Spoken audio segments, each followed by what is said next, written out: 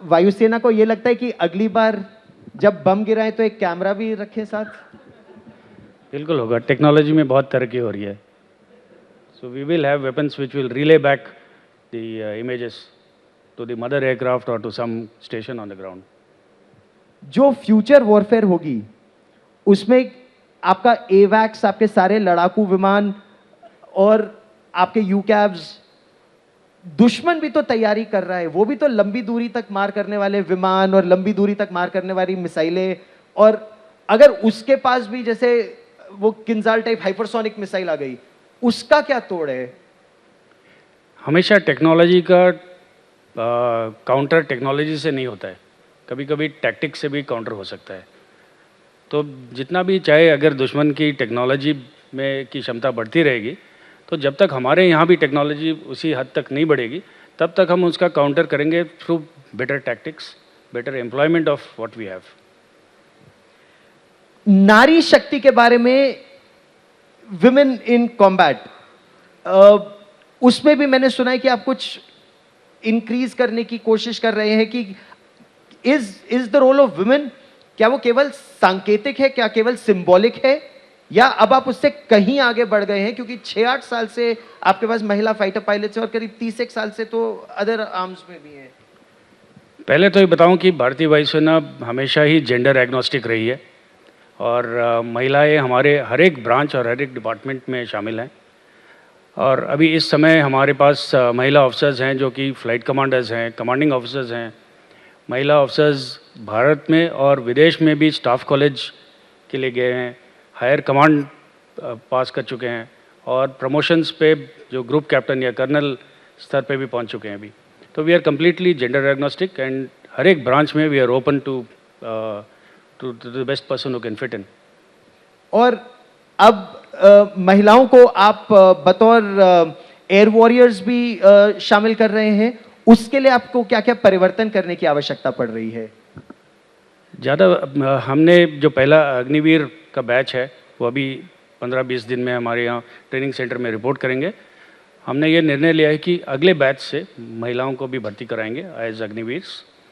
तो इसमें ज़्यादा तैयारी करने की ज़रूरत नहीं है, सिर्फ एडमिनिस्ट्रेटिव अरेंजमेंट्स उनको फैसिलिटेट करना, ये हम सोचते हैं कि बहुत बहुत ही अनिवार्य हैं.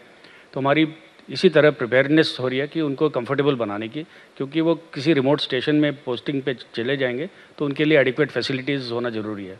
तो चाहे फाइटर पायलट्स हो, चाहे हेलीकॉप्टर पायलट्स हो, या किसी और विभाग में कोई बैरियर नहीं है? कोई बैरियर नहीं है महिलाओं के लिए कोई बैरियर नहीं है? It is purely on merit and competence. Sir, एक जो बहुत महत्वपूर्ण प्रश्न वायुसेना के संदर्भ में आता है वो ये है कि आपकी स्क्वाड्रन स्ट्रेंथ, आपका सपना 42.5 स्क्वाड्रन्स का है, सैंक्शन से 37 स्क्वाड्रन है, आपके पास हैं कितने, और वो समस्या कितनी गंभीर है वायुसेना के लिए, और उस पर पार कैसे पाएंगे आप? ये हमारा जो सैंक्शन स्ट्रेंथ है ये 42 स्क्वाड्रन्स का है और फिलहाल हमारे पास लगभग 30 स्क्वाड्रन हैं.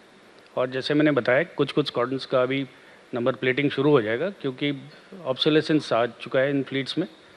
और इसको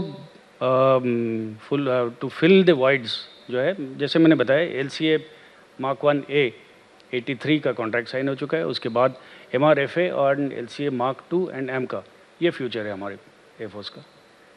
क्या अनमैन्ड कॉम्बैट एरियल व्हीकल्स भी उस कमी को पूरा करेंगे या वो अलग है, बिल्कुल इतर है इससे?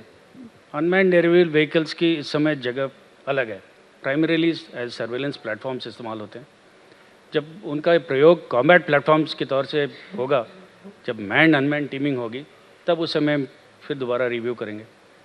आप एयर पावर से एरोस्पेस पावर, उसका मतलब क्या है और आप बनने का किस तरह से अब आप उस दिशा में आगे बढ़ रहे हैं? मैंने अभी आपको समझाया कि air and space is one continuum.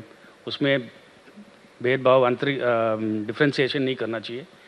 और जो स्पेस एप्लीकेशंस हैं, PNT जो पोजीशन नेविगेशन टाइम कीपिंग या सर्विलेंस या इलेक्ट्रॉनिक वॉरफेयर या कम्युनिकेशंस, ये हमारे लिए बहुत ज़्यादा मायने रखता है.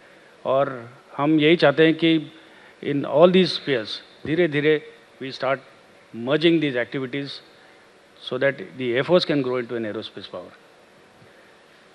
दुश्मन क्या आपका जो कम्युनिकेशन सिस्टम है उसको टारगेट करे या आपके मूवमेंट को टारगेट करने की कोशिश करे, उन सिनारियोज में आप किस तरह अपने आप को सुरक्षित रखकर देश को सुरक्षित रखने का प्रयास करेंगे?